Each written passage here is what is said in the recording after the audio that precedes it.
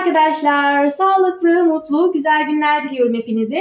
Bugün orkidelerin bol bol çiçek açması için, sağlıklı, yeni, güzel kökler verebilmesi için neler yapabilirsiniz? Bununla ilgili kısaca bilgiler paylaşacağım sizlerle arkadaşlar. Orkidelerin sağlıklı kökler oluşturması ve bol bol çiçek açması için besinle desteklemeniz gerekiyor arkadaşlar. Şu an ilkbahar aylarındayız. İlkbahar aylarında özellikle besinle desteklemek çok önemli.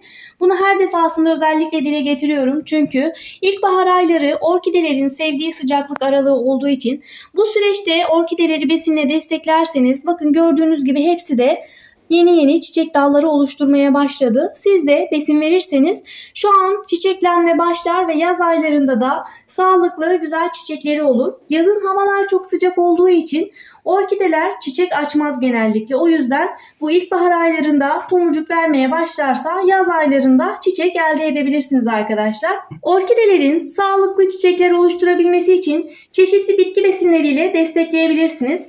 İsterseniz hazır bitki besini kullanabilirsiniz. Orkideler için hazır bitki besinleri de satılıyor. İsterseniz onları kullanabilirsiniz ya da evde kendiniz bitki besini oluşturarak orkidelerinizde kullanabilirsiniz arkadaşlar. Ben genellikle evde hazırladığım besinlerle orkidelerimi destekliyorum. Siz de bu şekilde yaparsanız sağlıklı bir şekilde yeni çiçekler oluşturarak yeni tomurcuklar elde edebilirsiniz.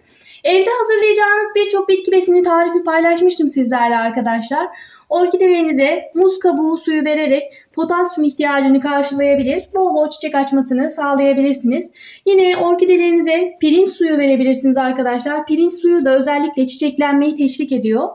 Sarımsaklı aspirinli su verebilirsiniz. Sarımsaklı aspirinli suyu da yine belli aralıklarla orkidelerinize verirseniz bol bol çiçek açacaktır. Bugün de özellikle tarçın suyu vereceğim arkadaşlar. Tarçını orkidelerin sağlıklı olabilmesi için de özellikle kullanmanızı tavsiye ederim. Tarçın orkideleri hastalıktan koruyor. O yüzden siz de normal tarçını hem besin olarak verebilirsiniz hem de orkidelerin köklerinde oluşan mantardan orkideleri koruyabilmek için yine tarçın kullanabilirsiniz. Normalde bu şekilde tarçını köküne dökerek de kullanabilirsiniz arkadaşlar ama eğer orkidenin toprağı çok fazla nemli olursa tarçın bazen küflenmeye de sebep olabiliyor. O yüzden genellikle ben suya karıştırıp da veriyorum. Mesela bu şekilde 1 litrelik kavanoza ya da 500 milimlik kavanoza 1 çay kaşığı tarçın koyup karıştırarak onu orkidelerinizde kullanabilirsiniz.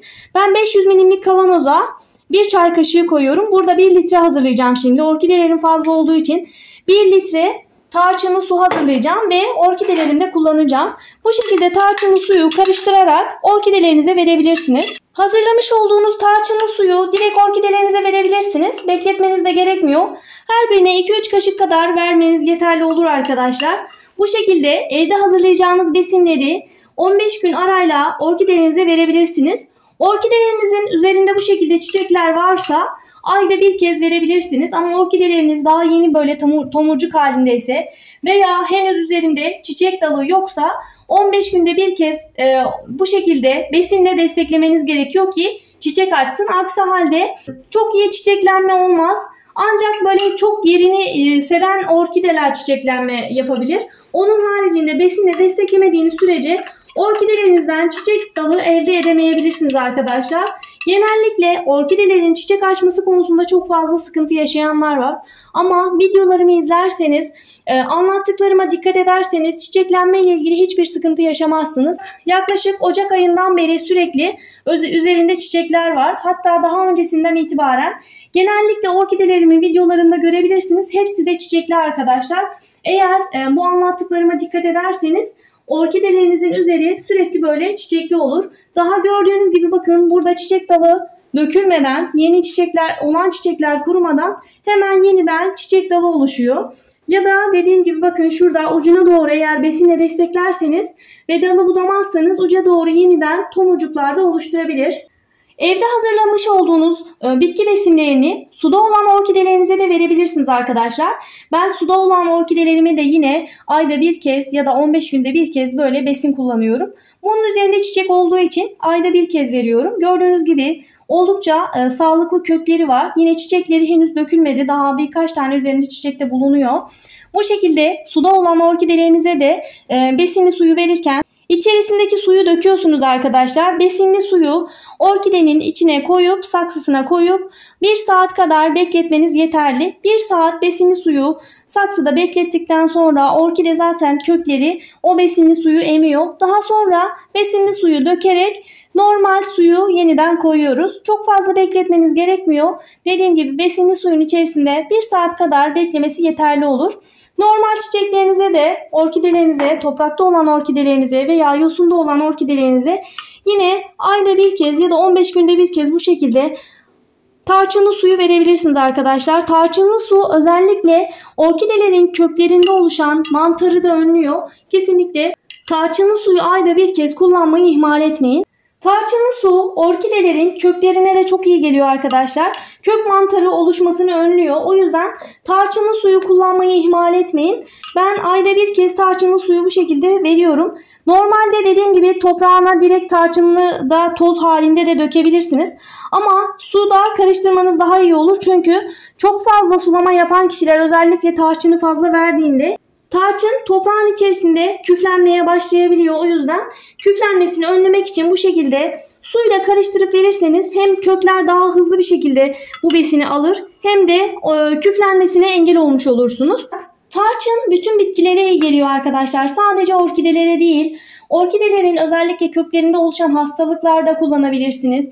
Diğer bitkilerinizin toprağında oluşan sineklenmeden korunmak için yine tarçın kullanabilirsiniz. Orkidelerin dalını budadıktan sonra dalın kurumasını engellemek için tarçın sürerek tarçınla dalın kurumasını bu şekilde üzerine tarçın sürerek dalın kurumasını engelleyebilirsiniz. Dalı budadığınızda tarçın sürerseniz dezenfekte etmiş olur hem dalı hem de sararmayı önler arkadaşlar. Dalın sararmasını önler. Yine oje de sürebilirsiniz kestiğiniz budamış olduğunuz yere. Daha önceden bunlarla ilgili yine birçok videolar paylaşmıştım. Detaylı dal budama ile ilgili detaylara o videolardan da ulaşabilirsiniz arkadaşlar. Ama dediğim gibi özellikle ilkbahar aylarında kesinlikle besin kullanmayı ihmal etmeyin. Çünkü besin kullanmazsanız orkideleriniz çok fazla çiçeklenme meydana gelmez. Ne kadar çok besinle desteklerseniz bitkileriniz o kadar çok çiçek açar, o kadar iyi sağlıklı kökler verir arkadaşlar. Siz de besinle desteklemeyi ihmal etmeyin. Bugünkü videonun daha sonuna geldik. Beril'in Hünerleri YouTube kanalında başka bir videoda görüşmek üzere. Şimdilik hoşça kalın arkadaşlar.